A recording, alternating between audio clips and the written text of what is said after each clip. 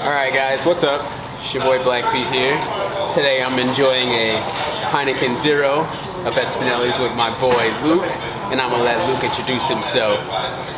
I'm Luke, and those that know me, I'm enjoying a Diet Coke. I'm also Luke from Saturday Morning Service. Well, Saturday Morning Service literally spawned amidst the end of the, somewhat the end of the pandemic. I wasn't seeing anybody. You know, I ride downtown primarily, and you know, I was hearing about people going on rides, but people weren't really riding together anymore, and I was missing people and missing that camaraderie of what it is to ride bikes with folks, and so I wanted to have something to kind of get everybody together. And at the time, I was kind of worried about if people were going to be upset because we still had a pandemic going on and things of that nature, but I felt like if we could space people out well enough and we're doing an outside activity, it would be okay, and thankfully it was. And so when you set up the first ride ever, what was going through your mind the day of? Gosh, I hope I can remember this route. I hope I remember this route, and I hope some people show up. You know, my idea was if me and my wife show up and 2 other people show up, I'd call that a success. And the very first ride, we had 25 people. Yeah. So it was exciting, and most of them were familiar faces. And so it was great to see everybody and do this ride, and yeah, it was a great time. So now that it's developed and everything's going, and you know the rides are doing extremely well, yeah, do you have a sort of a mission statement that you run by now, as far as like how you see the ride, organize the ride, want the feel of the ride?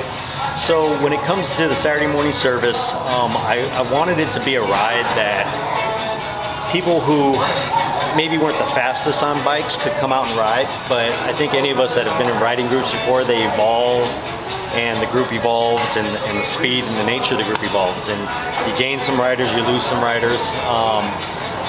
I guess the mission statement was, you know, I just wanted people to feel like they could come into a structured environment, well thought out routes, a good timed environment.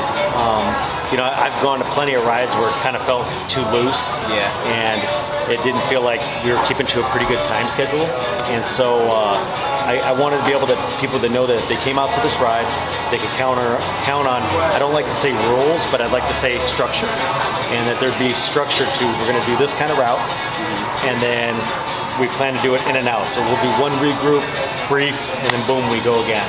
And you know, that was kind of the mission statement, you know. And as far as party rides are concerned, and more social rides, that's what I wanted to do with the critical mass. And so I was just about to actually bring up critical mass. I was like, Saturday Morning Service, and then boom, pops critical mass. This super amazing event that everybody looks forward to like every month.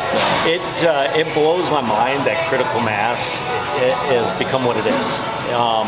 So I didn't invent critical mass. Critical mass is done in major metropolitans, San Francisco, Chicago, many other different places, and you know, I knew with Arizona, especially the Phoenix market, we were going to need to be kind of unique in some factors for the formula to work. And I actually reached out to some of the critical masses in other states and said, hey, what works, what doesn't work? How do you control the group? Because, you know, though people are very helpful and eager to help, it's kind of a one-man show to kind of hold it. And, you know, I got some tips and got some really good information, and it just kind of started well, and then it just kept going, you know, and it's evolved into what I believe it was supposed to be. And number one is bike awareness. And so we want cars and people driving in automobiles to know that there's bikes out on the road and how important it is to be aware of those bikes. Yeah.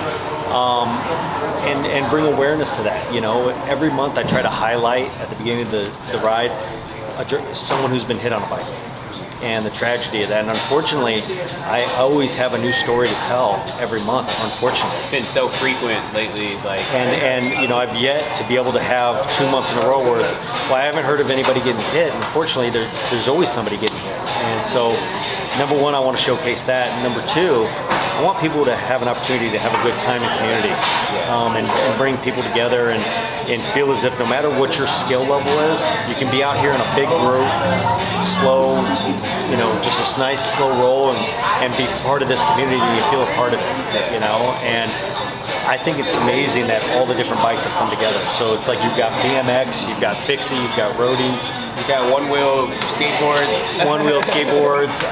beach cruisers, lowrider bikes, you name it. If it goes on wheels, it's coming out, and it's a really neat experience. And if anybody's not done it yet, I really want to invite you out to come do it. Please, it's a really good time, and like I said, everybody looks forward to it. So that's a big plus, and all good reviews too. So you even called win with the news as well. So yeah, that was a surprise. That was we dedicated that particular ride to Hans, who lost his life downtown Ambassador, and it did get some local media coverage and to highlight this tragedy that's happened. And then it was also an opportunity to do a peaceful protest in the streets on bikes and make cars aware.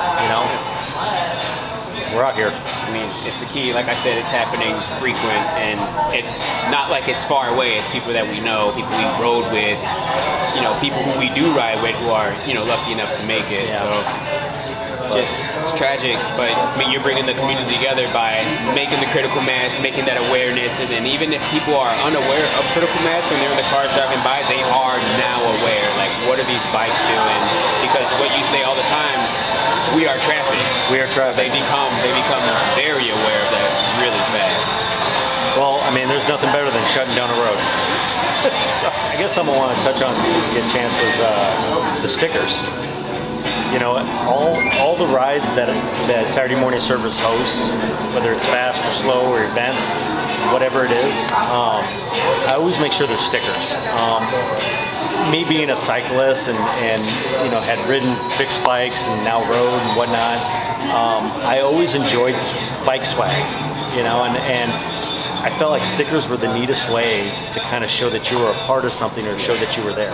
And all the rides that I host or a part of, I bring stickers. And I always want people they don't necessarily have to put them on their bikes, or they can do whatever they want with them, coffee mug, whatever, but I always want people to have something to show that they were there and that they belong and that they're part of it. You're a wizard with the stickers.